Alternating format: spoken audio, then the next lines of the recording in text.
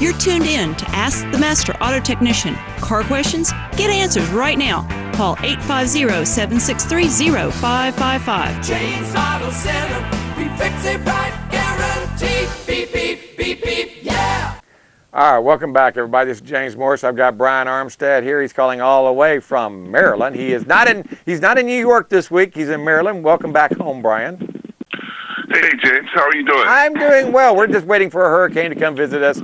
It's a normal, every 10 years we get one. It's something that's no big deal. It'll be bright and sunny by Friday. James, I apologize. I can't hear a word you're saying. It's oh boy. Every word you're dropping out. So I wouldn't. Go ahead and talk, Ryan. Just go ahead and talk about the S90. I'm not quite sure anybody will hear it. I can hear you well. I can hear you very well. Go ahead and talk. Okay, great. When you think about Volvos, James, most people are familiar with Volvo cars. Everybody kind of affectionately calls them bricks on wheels or tanks on wheels because these are cars that are just very, very sturdy. They've been sturdy over the history of Volvo, and that certainly hasn't changed over the years. But nobody ever placed Volvo, Mercedes-Benz, and Cadillac and Audi in that same kind of luxury circle, James, because Volvos were always seen as reliable, affordable, somewhat affordable, just convenient transportation that was ultimately probably the safest car on the road. For a 10-year period, nobody died in a Volvo 240, which is a pretty remarkable statistic. But, Volvo is back. For 2017, they had a few problems over the past years. The 2008 recession really hit Volvo hard because they were owned by Ford at the time, and nobody was really buying any cars, much less buying Volvos. So Volvo is now owned by Chinese manufacturer Geely Holding Group, and Geely has wisely given Volvo what they need to succeed. They've given them the money that they need to get back on their feet, and they have not interfered with what the Volvo engineers do best, which is building safe, reliable cars, which are now, by the way, James, for 2017, super luxurious. Yes, they are. I saw now Go ahead. No, go ahead. I don't know if you can hear me or not. I looked at the website last night on the S90. What a vehicle. I mean, incredible. Yeah. Just remarkably good looking. I mean, to say good looking and Volvo in the same sentence just kind of blows my mind. But this is one of the most attractive cars that I've driven this year. You look at the styling, and it's got this kind of four-door coupe look because the wheels are stretched out to the outer corners of the car. Up front, you have the iconic grille that's reminiscent of the grille on the legendary P1800 sports coupe that was built from 1961 to 1973. If you opt for the inscription package, you get what's called Thor's Hammer headlights. Okay. I don't know if you have a picture of the front of the car in front of you, James. I will. Go ahead. They have these headlights that have a T, a LED T across the lens, which reminds you of the Swedish Thor's hammer. So it's they kind of taken their history, so to speak, and incorporated it into the headlights. These are also LED headlights. They output quite a bit of light. When you just walk up to the car, you're just struck by the beauty of it. Yeah. Inside, you've got great telematics. You've got a 9-inch screen on which to kind of adjust all of the different properties inside the vehicle, the heating, the radio, navigation. So it looks like an iPad mini. Yes. In the middle of the dashboard there. It's a great look. It's very convenient, very easy to use. Telematics, they pop right up. Everything is right there. In front of the driver, you've got a 12-inch central instrument display. Also inside, you've got Bluetooth with audio streaming, Sirius with HD radio, beautiful panoramic moonroof, leather seating and dashboard with certain trim levels. I had the Inscription, which is the kind of the ultimate trim level for this Volvo S90. Right. Clean zone air quality system, 330 watts of sound on the base model, 4-zone climate control on the base model, and a lot more. Now, if you opt for the $3,300 inscription package, it includes soft Napa leather on the seats, the key fob on the dash. The seats are also ventilated. The wheels go up to 19 inches. My tester has a 20-inch wheel package, which is just stunning. The LED headlights that we talked about with active bending. You know about dynamic light control. Yes, yes, follows, incredible. Yeah, so these they call it active bending on the Volvo. It follows the input of the steering wheel. If you turn left, the headlights also turn to the left, so you can see as you're going around the corner. It's just a really, really cool feature. It's been out for years. Got Apple Play, laminated side windows, which really block out a lot of sound. Bowers and Wilkins. You can also get the Bowers and Wilkins premium sound system on this car. Yeah. With Clarify, which is just like a remarkable soundstage. They have a profile on this. When you choose the different equalizer profiles, you can go through menus, and there are a lot of menus you can go through. It's like having a mini computer on your dash. Yeah, it is. But one of the menus, James, is the Gothenburg Concert Hall. So when you select that, the Gothenburg image of the Gothenburg, which is one of the cities in Sweden where Volvos are built, an image of the Gothenburg Concert Hall pops up, beautiful wood concert hall, and it just sounds like you're live in Gothenburg with the Gothenburg Symphony Orchestra just kind of doing its thing. So it's pretty, it's a pretty remarkable cabin experience.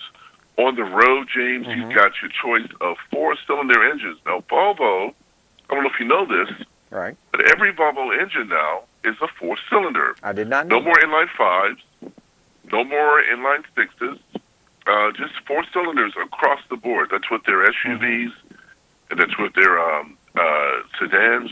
So you get a choice of 4-cylinder engines. The base 4-cylinder is a 250 horsepower turbo, dubbed the T5.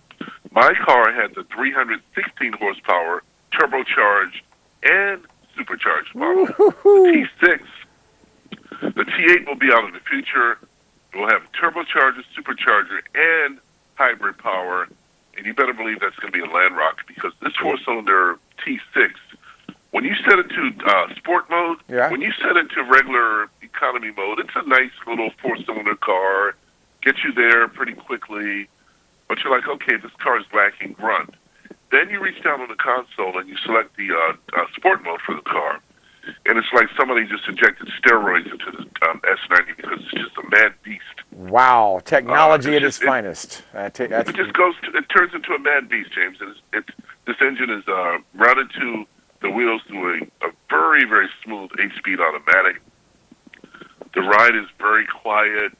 The suspension inputs are well controlled. People always like to compare any kind of mid-sized luxury car to the BMW 5 Series. Right. Well, this is not trying to be a 5 Series. This is not trying to carve up the Nürburgring and, be the ultimate driving machine. This might be one of the ultimate driving machines out there, but it does it in a different way that BMW does it. BMW does it with racetrack specs and, this hardcore enthusiast following of people who like to go out on weekends and autocross their cars. That's not the Volvo demographic. Volvo's demographic, they listen to public radio, and they watch, public television, and they donate to all kinds of, this is more of an educated, environmentally conscious, people that raise bees and honey. I mean, one of your applications, James. These are people who are connected to the earth and connected to the world, because Volvo, not only have they been safe over the years, but they've also had a lot of different innovations with green technology and save the planet type of technology. Yeah. So and it's very good. Volvo's been around for Volvo. You told me Volvo is not is owned by a Japanese company or Chinese company. Who owns Volvo now? A Chinese company. Okay, I had no idea. When did this take place? Because I had someone ask. The history of it is that in 1999, Ford bought Volvo because Volvo was more interested in divesting their car business and focusing on their truck and commercial vehicle business. So Ford purchased Volvo. Volvo became part of the Premier Auto Group, which also included Jaguar, Aston Martin, Mazda, Land Rover, Lincoln, and if I'm missing a car, a manufacturer, then I apologize. That's but okay. There was a series of manufacturers that made up the Premier Auto Group. Well, when the economy crashed in 2008, things were a little tough. Yeah, and, yeah. GM and Chrysler had to ask the government for money. Ford carried its own load, but still had to kind of shed some of the things that weren't doing so well. And Volvo was one of those proud companies that just wasn't selling a lot of cars at the time. So they sold, the cars kind of languished for a number of years. Mm-hmm. They had, like the XC90 and the XC60 and the S90, the S80. And right. so S40. these cars were not spectacular, but they're very solid, carried them through the years. And then in 2009, 2010 exactly, Volvo was sold to Geely, the Geely Holding Group, which builds its own cars in China, and could certainly benefit from the safety technology that Volvo would bring to their own Chinese-made brand. So they bought Volvo. They own it outright, right. But they have wisely let them do what Volvo does best, and that's build some super safe, super reliable cars. I mean, if you're not familiar with Volvo, let me rephrase this. If you're familiar with a Volvo and you go to the showroom and see this new S90, you'll be totally blown away because it's going to be nothing like anything that you've imagined that would be inside of a Volvo. This car is full lux, and I'm talking about on the scale of a Bentley or even a Rolls Royce. It's not hand stitched. It doesn't have the Wilton wool carpets. But when you get inside, you feel that you're in luxury, and that was an objective of Volvo.